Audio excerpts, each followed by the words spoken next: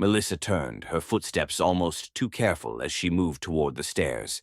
I watched her go, muscles coiled tight, every instinct screaming at me to demand the truth. But I held back. Not yet. She disappeared into the bedroom, the soft click of the door, sending a final note of deception through the air. My jaw clenched as I gripped the whiskey glass, the ice rattling with my unsteady breath. Everything felt surreal. This woman, the one I had spent years loving, building a life with, was a stranger wrapped in familiar skin. Had I been blind? Or had I simply ignored the signs? I downed the last of the liquor and set the glass aside, my thoughts swirling like a storm.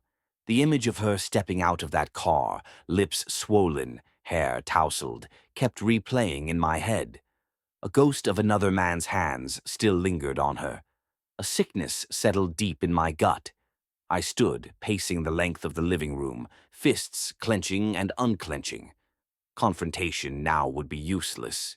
She'd deny, spin a web of half-truths, maybe even shed a few well-timed tears. No, I needed more than suspicion. I needed certainty.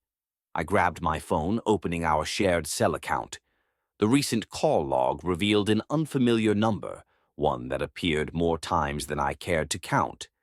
My heartbeat thundered as I copied it, pasting it into a search bar. No registered name. Burner, most likely. Smart. Careful. She hadn't just fallen into an affair, she had planned it. A hollow laugh escaped me. She always had a knack for strategy. Shame she'd used it against me. Midnight stretched toward dawn, but exhaustion refused to take hold. Instead, I sat in the dim glow of the kitchen, every muscle tense with the knowledge of what came next. I wouldn't accuse her outright. No, I'd let her weave her lies, let her think she was winning. And when the moment was right, I'd tear it all down. For now, I waited. Clara's lips were soft, warm, and tasted like honey and regret. A part of me knew this wasn't about her. It was about Melissa, about revenge, about filling the hollow space her betrayal had carved inside me. But as Clara leaned closer, her breath hot against my neck, I let myself drown in the sensation. Her fingers slid down my arm, tracing the tension coiled beneath my skin. "You deserve better," she murmured, voice laced with something dangerous. I knew better than to believe sweet words whispered in moments like these, but I didn't care.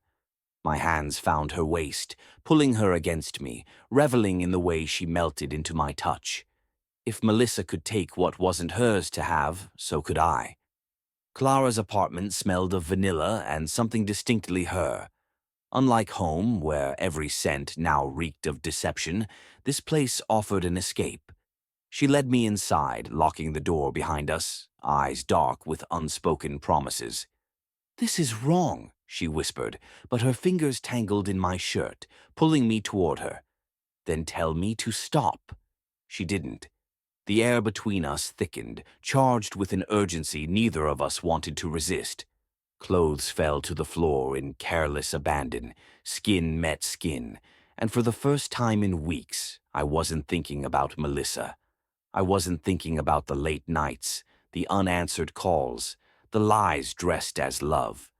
I was thinking about the way Clara's nails raked down my back, the way her lips parted in a breathless sigh, the way her body curved into mine as if she had been waiting for this moment as much as I had. And maybe she had. Hours passed in tangled sheets and whispered sins. When silence finally settled between us, she traced lazy circles on my chest, eyes unreadable. "You're using me," she said finally, no accusation in her tone, just fact. I exhaled. "And you're letting me." A small, knowing smile tugged at her lips. "I am." We both knew this wasn't love. It wasn't even about us. It was about the people we weren't supposed to be thinking about, but couldn't stop. I should have left then, but I didn't.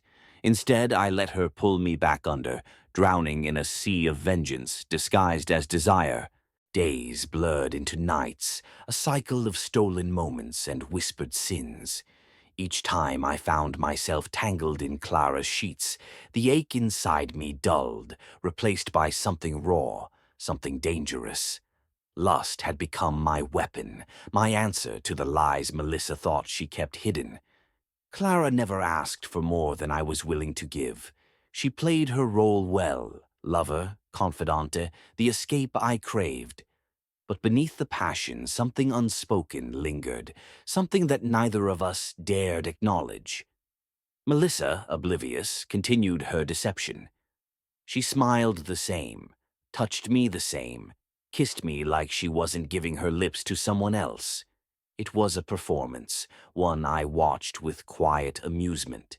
How easily she lied, how effortlessly she pretended. I followed the clues she left behind, glimpses of perfume that wasn't hers, phone calls taken in hushed tones, the way she checked the time as if every second mattered. The puzzle was almost complete, yet I found myself hesitating. Did I want to catch her? Did I want this illusion to shatter completely?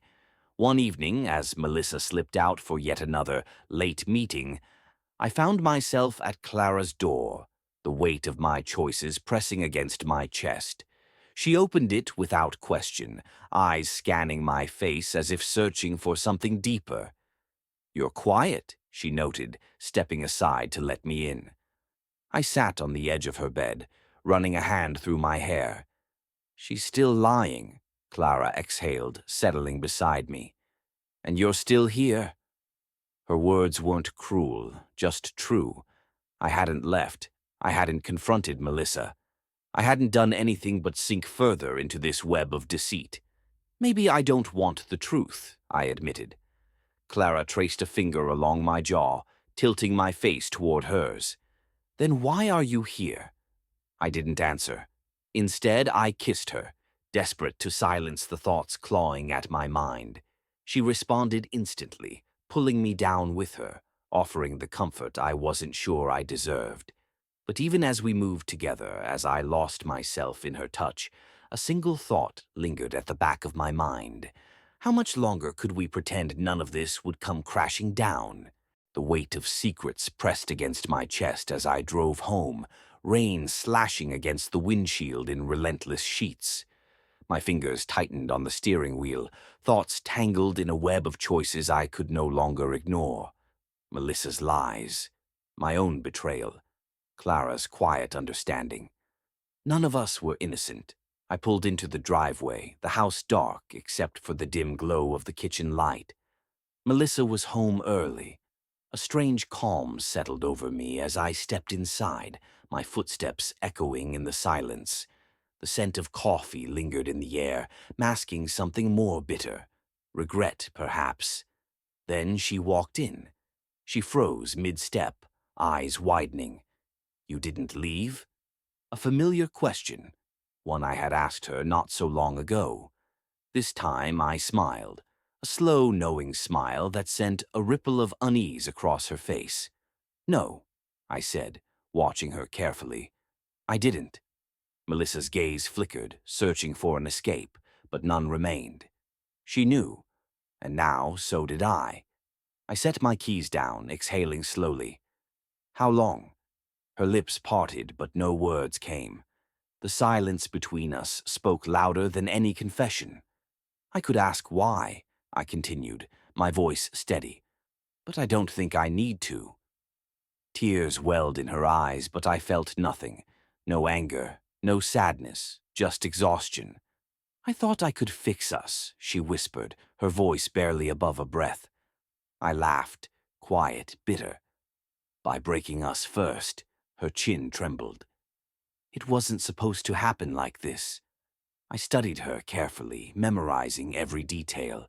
The woman I had loved, the woman I had shared my life with, was no longer the person standing before me. Or maybe she had never been. She reached for me, but I stepped back. The distance between us had never felt greater. "You don't love me anymore, do you?" she asked, her voice small. I didn't answer, because in that moment I wasn't sure I ever truly had. I turned toward the door, leaving behind the weight of the past, the lies, the betrayal. Melissa didn't call after me.